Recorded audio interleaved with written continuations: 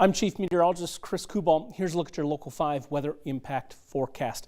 Northern lights were out last night across Iowa, but battling clouds at times. You could see some of those greens and pinks floating through. Dawn capturing the scene nicely up in northeastern Story County near Zering, but clouds again were pestering overall on the day. I want to show the upper level setup. We have a slow moving storm system ultimately going to be cut off from that jet stream and just kind of loitering across the high plains into the Midwest as we move towards the end of the week. Now it will slowly meander its way northwards, but still have an influence on our weather until then. And generally we're looking at a damp setup, especially later in the week as this one is in its closest proximity. Now we will pull in some bands of rain on the daily level each day for the rest of the work week, especially watching Wednesday and then getting into Friday for some of the most soaking time periods to see. But it's not going to be a complete washout in this entire stretch. Temperatures as we move into Tuesday, still hitting up into the mid and to upper 80s. We will bubble up some clouds through the day and a couple of pulses of showers and thunderstorms. We'll break those down for you in Futurecast in just a moment.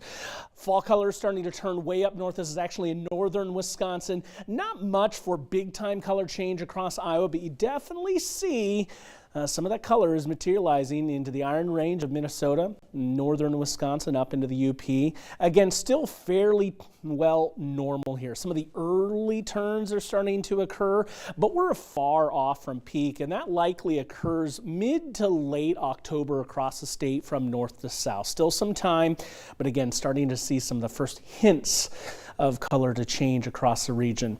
Now for the rest of tonight, a couple of pulses of showers and thunderstorms, mainly over eastern Iowa. That persistent band of clouds still kind of parked in place. And it will redevelop into tomorrow afternoon as we do try to heat things up on the day. Some pulses of scattered showers and thunderstorms kind of retrograding themselves in their development back to the west.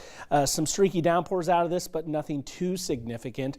Probably Wednesday, especially the first half of the day, holds the best chance at widely encompassed showers and thunderstorms here across the entire state. In fact, Futurecast with that first round for Tuesday afternoon, not really showing too much in our key targeted areas. But there will be some streaky downpours, and same can be said into Wednesday as well, especially first half of the day. Better coverage, though, as we hit our midpoint in our week. 67 tonight is our overnight low, and then I have 86 lined up for Tuesday.